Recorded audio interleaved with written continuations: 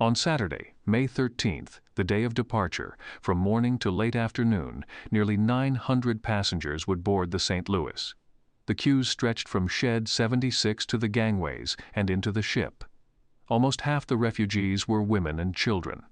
Many men, like Aaron Posner, released from concentration camps on condition they left Germany immediately, had to travel alone, leaving their families behind to follow later. Many women traveled alone or with their children. Their husbands were either still trapped in concentration camps or already in Cuba, waiting for them. And 2 young children were to make the long sea voyage alone. 7-year-old Renata and her 5-year-old sister Evelyn entered Shed 76 early in the morning, the culmination of months of argument, planning, and scheming by their parents. Their father, Max Aber, had been a respected and fashionable doctor in the Berlin of the 30s. Despite the Nazis, he and his wife, Lucy, had managed to lead an almost carefree life. But gradually they realized it could not last. Legally, Dr. Aber, like Dr. Spanier, had been allowed to treat only Jews, but because of his reputation, by 1938, SS and SA officers began to seek his skill as a dermatologist to cure their venereal diseases. They knew he was a Jew, and he knew it was only a matter of time before one of them returned to escort him to Buchenwald or Dachau. In the meantime, they paid well to have their syphilis and gonorrhea treated. Dr. Aber saved those fees in preparation for an escape. He had handed the money over to a trusted friend, a Berlin lawyer, who passed on the cash to the Brazilian ambassador in Berlin in exchange for American dollars. The lawyer smuggled the dollars to Paris and deposited them in an account in Dr. Aber's name. But after several successful runs, the lawyer was caught by the Gestapo and sent to a concentration camp where he would die. When Dr. Aber realized that his house was being watched, he fled. He went to New York, where he spent $500 of the $800 that had been deposited in Paris on a U.S. Immigration Department bond that guaranteed him a place on the American quota. But until his number came up, the United States ordered, he must leave the country. With his remaining money, he traveled to Cuba to wait along with all the other refugees. Dr. Aber had discussed the question of how to get his family out of Germany with 2 fellow immigrants with the same problem, who had arrived in Havana at about the same time. Dr. Bardeleben was a physician from Berlin, and Hans Fischer had managed a Breslau factory until he was thrown into Buchenwald and later given 2 weeks to leave Germany. Of similar ages and background, the 3 men became increasingly anxious about the safety of their wives and children. But Max Aber had a worry the other 2 did not have. Like them, he had bombarded his wife with cables and letters about her coming to Cuba, but Lucy Aber's replies had been cool. Finally, he had accepted the truth. His marriage was over, and his wife loved another man. He did not altogether blame her. A busy doctor in Berlin had many demands on his time. His wife had not always understood the pressures. On occasion, he had found solace in other beds. In turn, his wife had also looked elsewhere.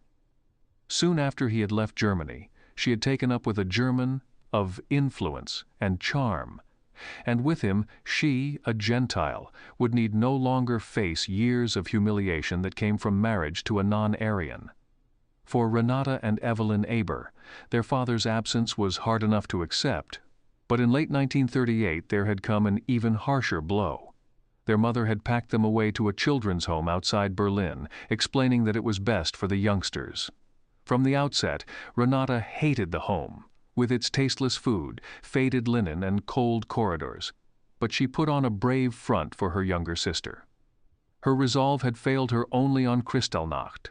Now, 7 months later, she still remembered the terror she felt on seeing burning synagogues, black-booted men with guns, broken glass, shops smashed, and white paint daubed on buildings. Dr. Aber had been even more concerned about his daughters when he had learned where they were. He had pondered how to get his wife to agree to their leaving the home and how to get them to Cuba. First, you must have permits, a young divorcee had insisted to him one afternoon. Go and see my former husband. He's got connections. Dr. Auber had been long enough in Havana to know that on every street corner, besides the pimps offering girls and dirty postcards, there were men claiming to have connections. But he went. The rendezvous was in a shabby sidewalk cafe. The ex-husband was uncouth, uneducated. With paper and pencil provided by the bartender, he wrote out a message to show his connection. Auber looked at it skeptically. His contact was claiming to know one of the most powerful men in Cuba, José Estedes. To save the 10-cent trolley fare, doctor. Auber walked to Estedes' home. When he presented the slip of paper, to his astonishment, he was immediately ushered into the presence of Estedes, who, after hearing of his plight, drove him to the office of Cuba's Director of Immigration. When he left the office, he had landing permits for Cuba for his wife and children. Late in February 1939, Max Auber had sent the papers to Lucy, pleading that she book passage on the next available ship. But Lucy had no intention of joining her husband. Finally, his patience exhausted, Dr. Auber had threatened to return to Berlin to collect Renata and Evelyn, whatever the cost and risk to himself. His wife gave in. Now, inside shed 76, Renata and Evelyn looked up at their mother as she repeated to them how exciting it would be traveling alone. "Then why don't you come too?" Renata persisted. Lucy Auber shook her head. "Maybe later, darling." Then, looking around to see no one was watching, she opened her purse and produced a child's gold watch. "Take this, quickly, put it in your pocket." "No, Mama," Renata replied, frightened. "It's not allowed." "I know it's not." The child, terrified of the men in uniform she saw all around, adamantly refused to accept the going-away present. An elderly couple joined the group. They had agreed to act as guardians to the children. Lucy Auber hugged her daughters and then turned away. "I'll look after Evelyn," the 7-year-old called to her mother. "I promise." Taking her sister by the hand, Renata slowly walked toward the ship. Only once did the two small children look back. Their mother was not to be seen. By mid-morning Saturday, Purser Ferdinand Muller had achieved the impossible.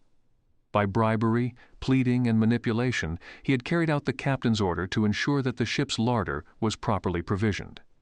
Since dawn he had supervised the loading of pounds of caviar, sides of salmon, smoked and fresh, hundreds of cases of choice German wines and beers, and medical supplies, and he had even managed to scrounge an adequate supply of fine-quality toilet paper. Periodically, he left the loading bays to watch over the embarking passengers, making sure his steward settled them comfortably in their cabins.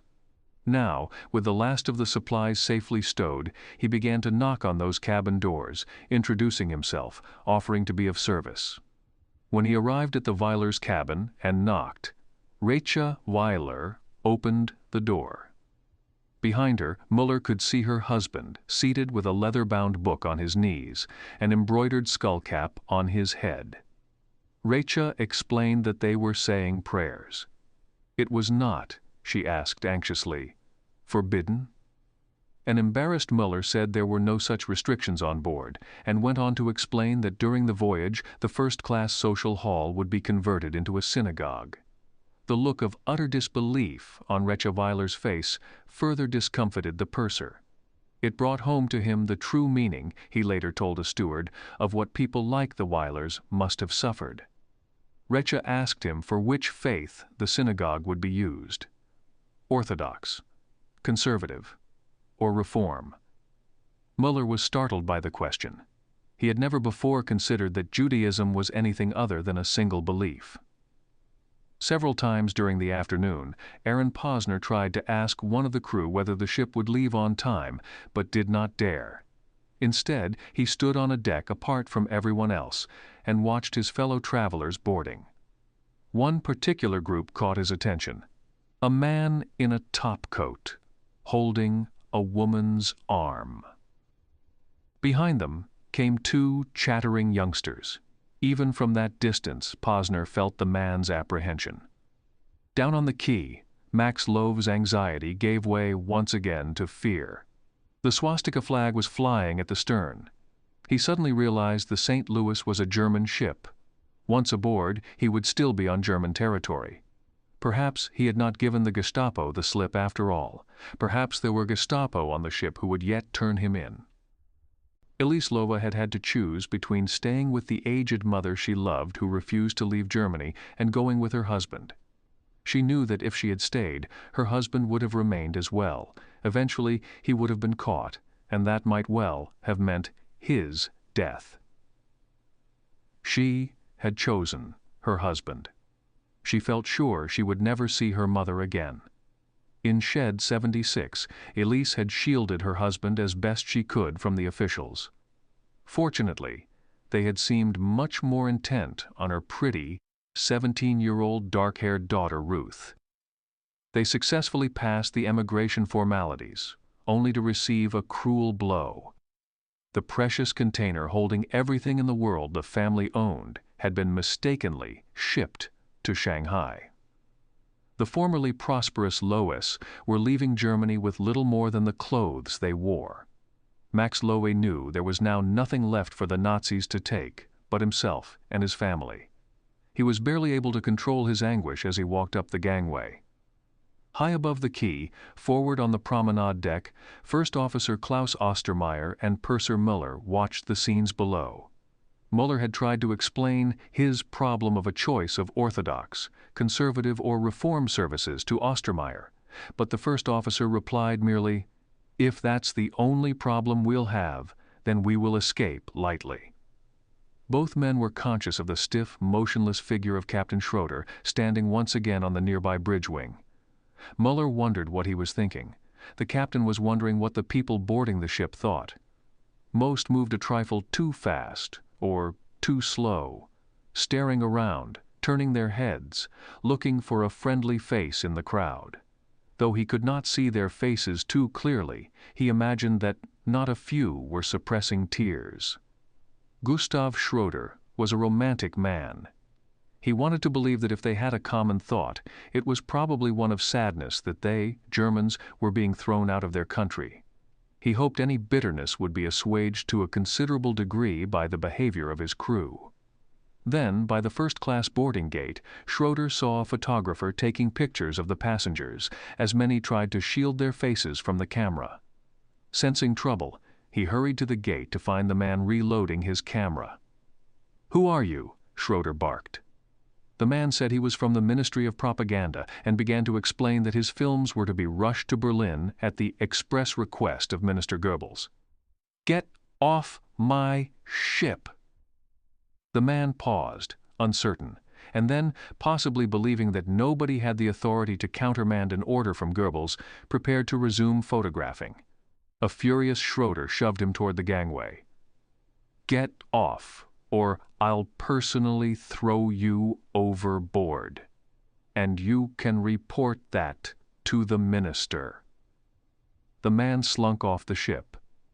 As the captain walked briskly toward the bridge, a sixth sense drew him back toward the nightclub on B deck, the Tanzplatz. From inside came the sound of a piano and singing. Recognizing the words, he hurried the last few steps to throw open the club's door. Inside, grouped around the baby grand, Otto Schindick and the Gestapo firemen were chorusing their way through a medley of Nazi songs. Their voices died away as the captain entered. Gustav Schroeder walked over and slammed shut the piano lid. Schindick, a note of defiance in his voice, asked, what exactly was the captain objecting to? Apart from breaking a company rule forbidding crew to make use of passenger areas, they had deliberately flouted his order to cause no embarrassment to the passengers.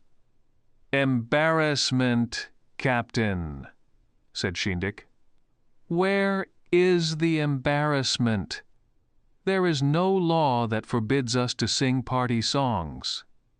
The steward produced a piece of paper. It was authority from Hapag for the crew to use the Tanzplatz when and if it is reasonable. Schroeder handed it back to the steward. "Get out. All of you.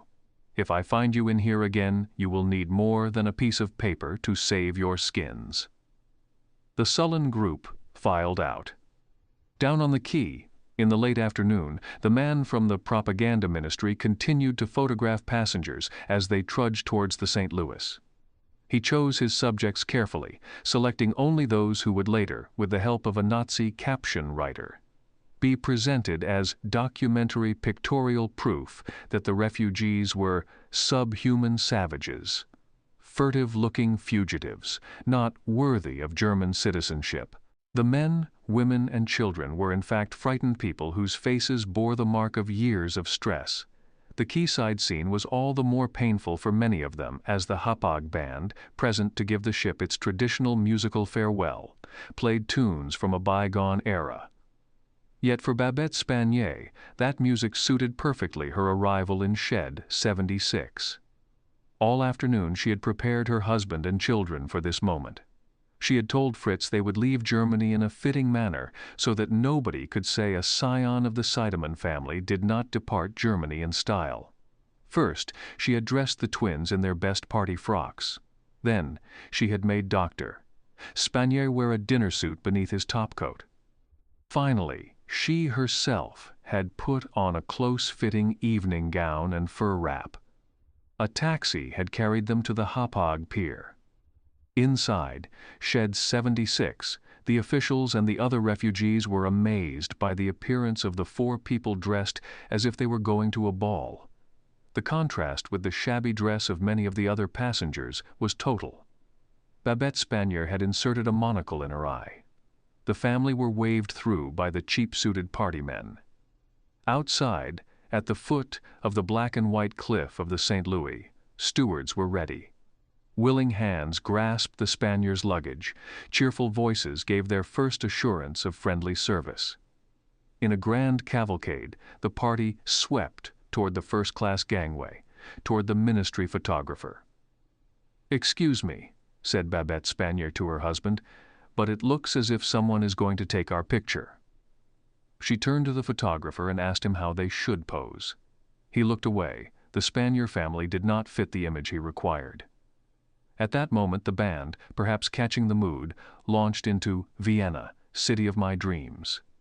"Fritz," Babette said with a smile, "remember the music? The night you proposed?" She began to hum the tune. Her voice shook. And both then realized how frightened she was, that her insistence on a splendid entrance was really no more than a brave try at hiding her fears. Fritz was proud to see that she was still humming as she stepped on board, bestowing a gracious smile on the steward, who stepped forward to guide them to their cabins. During the afternoon, Purser Ferdinand Müller dealt with passenger inquiries swiftly and sympathetically, though not always entirely to their satisfaction. He had to turn down a request from a couple who wanted to change cabins, making clear that the ship was fully booked and there were no spare cabins available. Recha Weiler came to ask whether kosher food might be served. Muller regretted that it would not, at least not immediately, but asked if it would suffice to offer a plentiful supply of egg and fish dishes. A group of young passengers came, wanting to know where the swimming pool was. Politely postponing the discussion on kosher cooking, the purser told the group that the pool would be erected in the opening above the cargo hold, aft on A deck after leaving port. It would be filled with water once the ship neared the warmer Gulf Stream. By 6 o'clock Saturday evening, the purser was pleased that many of the passengers were already behaving like the travelers he was used to serving. Babette Spanier thought the crew acted as if they had been told to put on a show. Since boarding she had watched them, wondering what they really thought. She asked her husband, who said it did not matter. "All that matters is that we sail on time and get away from Germany," Dr. Spanier said. Even if the ship was 1,000 miles away, it could still be recalled by radio. Babette wondered whether her husband had considered that, but decided not to ask him. Gustav Schroeder dined alone in his day cabin. As the steward, Leo Jockel, served him, the captain noticed he was obviously fumbling. What was the matter? "No more than the general tension of the voyage," he told the captain. the trip must be regarded as the same as any other. These people are passengers, no different from others we have carried. The steward nodded and hurried from the cabin before the captain could pry out the truth that he had been asked to inform on him. Schroeder watched him go with some misgivings. The fact that Jockl was a half-Jew made the voyage nerve-wracking for him. The captain decided he must watch his steward more carefully. He then made another entry in the diary he was keeping of the trip. There is a somewhat nervous disposition among the passengers. Despite this, everyone seems convinced they will never see Germany again. Touching departure scenes have taken place. Many seem light of heart, having left their homes. Others take it heavily, but beautiful weather, pure sea air, good food and attentive service will soon provide the usual worry-free atmosphere of long sea voyages. Painful impressions on land disappear quickly at sea and soon seem merely like dreams. He walked to the bridge to prepare for the moment he always enjoyed, the moment of departure. By 7:30 on Saturday evening, the crowd at the railing had grown quiet. From high above came a piercing blast. Below, on the quay, the band struggled to compete. Bellowed commands echoed between ship and shore. Then the gangways were hauled clear and ropes slipped. Still the crowd remained quiet, waiting. Even the band was now silent, its leader standing stiffly to attention, baton poised. Aaron Posner felt the deck tremble under his feet, and a sigh stirred among the people wedged around him. "The ship's moving," somebody cried. "The space between us and the land is growing." It widened steadily, and surely before their eyes too wide for anybody to jump from the ship or onto it. Babette Spanier looked at her watch. Right on time. 8 o'clock. "The Germans are never late, especially when it comes to Jews," her husband replied. Shortly after 8:30 p.m., the radio room aboard the St. Louis received a priority message from Klaus Gottfried Holthusen. It made Gustav Schroeder angry. He had been deliberately deceived by Holthusen at his earlier meeting. For now the Hapag director had cabled in the message the captain decoded. "Imperative you make all speed Havana, in view 2 other ships, the English Orduna and French Flandre, bound there with similar passengers. But have confirmation that whatever happens, your passengers will land. No cause for alarm." The cable had come too late to discuss the matter directly with Holthusen, since the St. Louis was not fitted with a ship-to-shore telephone. Schroeder believed that Holthusen had timed his message to arrive at the moment when the St. Louis was steadily gaining speed. The cable had given no positions for the Orduna or the Flandre. But a check in a reference book revealed that both ships were smaller than the St. Louis and faster. Once the St. Louis was clear of its next port of call, at Cherbourg, she must maintain her maximum speed of 16 knots all the way to Cuba. Ostermeyer said he would explain to the passengers that they were hurrying because the ship had a tight summer cruise schedule to follow. It was a relief to have a reassuring and quick-thinking senior officer, the captain thought. Ostermeyer had ordered the radio room to locate the Orduna and Flandre as soon as he read the cable. The St. Louis must get to Cuba with its cargo before they did. But no matter how they interpreted the cable's message, its contents seemed to warn of trouble, with its imperative, all speed, and whatever happens. If the fate of his passengers would not be endangered, the captain thought, he would abandon the voyage here and now. He was more than ever determined to resign at the journey's end. "I'm being used," insisted Gustav Schroeder, "and, by God, I don't like it." By 9 o'clock that Saturday night, news of the ship's departure was being telephoned and telegraphed to various parts of the world. Klaus Gottfried Holthusen spoke to Maurice Troper, European director of the Joint Distribution Committee in Paris. "All will be well," the Hapag director told him. "They are at sea," which is the main thing. Troper sensed that they both knew it was not the case, but he kept his reservations to himself. Afterward, he sent a telegram to the American Jewish Joint Distribution Committee in New York, stating that the St. Louis would arrive in Havana around May 27th, with almost 1,000 on board. In Berlin, the departure was a signal for action in the Ministry of Propaganda. Goebbels was telephoned at home. He authorized the Nazi National News Agency to carry a long, virulent diatribe on the voyage. Within the hour, newspapers and radio stations through Germany were preparing stories accusing the St. Louis passengers of fleeing with stolen hoards of money and much else. Aryan Germans were reminded to protect themselves against the machinations of those still among us. A ministry official cabled Robert Hoffman at the Hapag office in Havana. Hoffman was instructed to ensure that the 14 agents provocateurs in Havana created the maximum hostility among the people toward the ship's passengers, and also those on the British and French ships. Further orders were cabled to the German embassies in Washington, London, Paris, and Rome, briefing the ambassadors to exploit the propaganda value of the St. Louis voyage. Those on board were to be branded as criminals. The question was to be planted everywhere. Who would want to take such people? It was crude, but such methods had been effective before. Commander von Bonnen, who had briefed Otto Schindick about his rendezvous with Hoffman in Havana, learned of the departure over dinner in a call from a duty officer at Abwehr headquarters. There was no need to disturb Admiral Canaris with the news. Around that time, an Associated Press correspondent in Berlin filed a story to New York on the sailing. He did not give it much play, guessing it might end up as a back-page item for the Sunday editions. In London, Sir Herbert Emerson, like Gustav Schroeder, was furious with Klaus Gottfried Holthusen. The director of the International Committee on Political Refugees felt that Holthusen had purposely snubbed him by ignoring his earlier, carefully considered cable warning that the St. Louis should not sail. Emerson believed the refugees on board could jeopardize his negotiations for the wholesale resettlement of Jews outside Germany. Hitler had threatened to withdraw his offer of allowing the orderly emigration of 50,000 a year because of a lack of response from other nations. There had been no lack of response, but how were the schemes to be financed? Official Jewish opinion was divided and also questioned the suitability of the areas offered.